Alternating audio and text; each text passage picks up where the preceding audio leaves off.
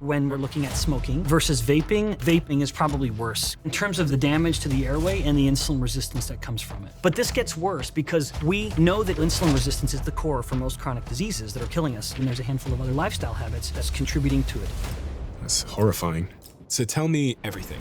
Dr. Benjamin Bickman is a leading metabolic scientist whose research focuses on the hidden epidemic of insulin resistance and its devastating consequences. And by regaining control of your insulin levels, he says you can regain control of your life. Insulin is a hormone that affects literally every single cell of the body. But if those cells become insulin resistant, you start to spread the disease. For example, they call Alzheimer's insulin resistance of the brain. And even the most common forms of infertility, erectile dysfunction and PCOS, insulin resistance is a heavy contributor. Now, 88% of adults in the US have some degree of insulin resistance. And people hear this and think America is just fat and metabolically sick. But we're not actually the worst country when it comes to this. And part of it is because of how different ethnicities store fat.